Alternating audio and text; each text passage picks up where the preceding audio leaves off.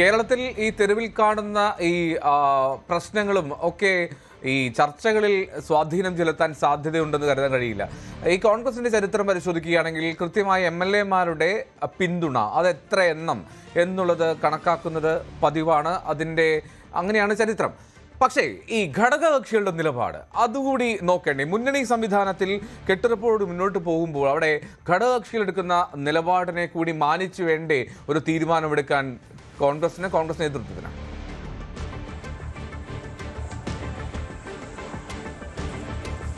എൽദോ കോൺഗ്രസിന്റെ നിയമസഭാ കക്ഷി നേതാവിനെ തീരുമാനിക്കുന്നതിൽ ഘടകകക്ഷികൾക്ക് ഏതെങ്കിലും തരത്തിൽ പങ്കുള്ളതായി ഇതുവരെ അങ്ങനെ ഒരു രീതിയില്ല. ഇത്തവണ ആദ്യമായിട്ടാണ് അങ്ങനെ മുഖ്യമന്ത്രി ചർച്ചകളൊക്കെ നടക്കുന്നതിന് മുമ്പ് ഘടകകക്ഷികളോട് അഭിപ്രായം തേടുന്നത്, ഘടകകക്ഷികളെ വിളിച്ചു വരുത്തി അവരുടെ അഭിപ്രായം തേടുന്നത്. സ്വാഭാവികമായും അങ്ങനെ വിളിച്ചു വരുത്തി അഭിപ്രായം തേടുമ്പോൾ അതൊരു പുതിയ പതിവാണ് എന്നതുകൂടി പറയേണ്ടി വരും. ഇതിനു മുമ്പൊക്കെ പല തവണയും കോൺഗ്രസിനകത്ത് മുഖ്യമന്ത്രിമാരെ സംബന്ധിച്ച് ഘടകകക്ഷികൾക്ക് അഭിപ്രായ വ്യത്യാസങ്ങൾ ഉണ്ടായിട്ടുണ്ട്. കോൺഗ്രസിന്റെ മുഖ്യമന്ത്രിയെ മാറ്റാൻ വേണ്ടി കരുണാകരനെതിരെയൊക്കെ വലിയ നീക്കം നടത്തിയ കാലമുണ്ട്. എ ഗ്രൂപ്പിന്റെയും ഐ ഗ്രൂപ്പിന്റെ രണ്ടായി നിന്നുകൊണ്ട് ആ കാലത്തൊക്കെ ഘടകകക്ഷികൾ, ലീഗ് അടക്കമുള്ള ഘടകകക്ഷികൾ ഇത്തരം മുഖ്യമന്ത്രി ചർച്ചകളിലേക്ക് അല്ലെങ്കിൽ മുഖ്യമന്ത്രിയെ മാറ്റുന്ന ചർച്ചകളിലേക്ക് ഒരു പക്ഷം പിടിക്കുകയും ഒക്കെ ചെയ്തിരുന്നു.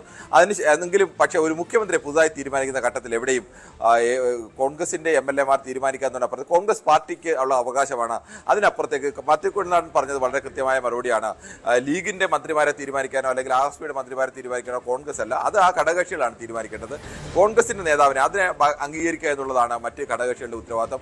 അവിടെ ഘടകകക്ഷികൾ ലീഗ് ഉൾപ്പെടെയുള്ളവർ അതിൽ ശ്രമിക്കുന്നത് ഇപ്പോൾ പ്രിയങ്ക ഗാന്ധിയുമായിട്ടോ അല്ലെങ്കിൽ രാഹുൽ ഗാന്ധിയുമായിട്ടൊക്കെ നേരിട്ട് ബന്ധപ്പെടാനും VD സതീശന്റെ പേര് മുന്നോട്ട് വെക്കുകയും ചെയ്യുന്നു എന്നുള്ള റിപ്പോർട്ടുകൾ വരുന്നുണ്ട്.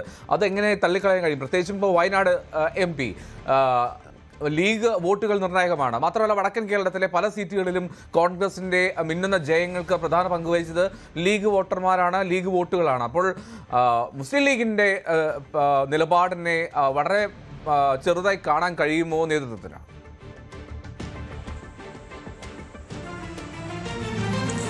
എൽദോ മുസ്ലിം ലീഗിന്റെ നിലപാടിനെ പൂർണ്ണമായും തള്ളിക്കളയാൻ ഒന്നും കഴിയില്ല, അതൊക്കെ ഒരു യാഥാർത്ഥ്യമാണ്. പക്ഷേ കോൺഗ്രസിന്റെ നിയമസഭാ കക്ഷി നേതാവിനെ തീരുമാനിക്കുന്നത് ലീഗിന്റെ അഭിപ്രായം തേടിയാണ് എന്നുള്ളത് അങ്ങനെ ഒരു നറേറ്റീവ് വരാൻ ഒരു കാരണവശാലും കോൺഗ്രസ് അത് അംഗീകരിക്കില്ല. ഇതുവരെയുള്ള കോൺഗ്രസിന്റെ രീതി അനുസരിച്ചും അത് ഒരു കാരണവശാലും അംഗീകരിക്കില്ല. അത് കോൺഗ്രസിനും UDF-നും ഒക്കെ മറ്റു തരത്തിൽ ദോഷം. മുസ്ലിം ലീഗും അങ്ങനെ പരസ്യമായി ഒരു നിലപാട് എന്താണെന്ന് എല്ലാവർക്കും വ്യക്തമാണ്. പക്ഷേ ലീഗും അങ്ങനെ പരസ്യമായി കോൺഗ്രസ് ഒരു തീരുമാനം പ്രഖ്യാപിച്ചാൽ, ഇന്നയാൾ മുഖ്യമന്ത്രി എന്ന് പ്രഖ്യാപിച്ചാൽ ലീഗ് അതിനെതിരെ പരസ്യമായി ഏതെങ്കിലും ഒരു നിലപാട് പ്രഖ്യാപിക്കാനുള്ള സാധ്യത വളരെ കുറവാണ്.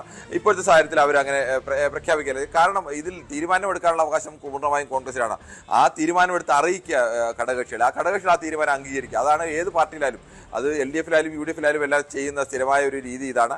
പക്ഷേ ഇത്തവണ അതിന് വ്യത്യസ്തമായ ഒരു രീതി ഉണ്ടായി. കോൺഗ്രസ് ഹൈക്കമാൻഡ് പ്രതിനിധികൾ അതിനു മുമ്പ് ലീഗ് പ്രതിനിധികളെയും RSP പ്രതിനിധികളെയും മറ്റ് ഘടകകക്ഷികളുടെ പ്രതിനിധികളെയും ഒക്കെ കാണുകയും ഒക്കെ ചെയ്തു. സ്വാഭാവികമായും അവർ അഭിപ്രായം പറഞ്ഞിട്ടുണ്ടാവും. അത് VD സതീശന് അനുകൂലമായിട്ടാണ് അഭിപ്രായം പറഞ്ഞത്. അത് വ്യക്തവുമാണ്. അത് അവരുടെ സൂചനകളിൽ നിന്നും അവരുടെ വാക്കുകളിൽ നിന്നും അത് വളരെ വ്യക്തമാണ്. ലീഗ് പ്രത്യക്ഷമായി തന്നെ അത്തരം ഒരു നിലപാട് സ്വീകരിക്കുകയാണ്. പക്ഷേ അത്തരം ഒരു നിലപാട് സ്വീകരിക്കുന്നത് VD സതീശന് ഗുണപരമാകുമോ, അതോ അത് ചിലപ്പോൾ അത്തരം ഒരു സമ്മർദ്ദം അദ്ദേഹത്തിന് ദോഷമാകുമോ? സ്വാഭാവികമായും അദ്ദേഹത്തിന് ലഭിക്കേണ്ട മുഖ്യമന്ത്രി സ്ഥാനത്ത് നിന്ന് അദ്ദേഹത്തെ തടയാൻ ഇത് കാരണമാകുമോ? അതൊക്കെ ഇനി കാത്തിരുന്ന് കാണേണ്ട ഒന്നുകൂടിയാണ്.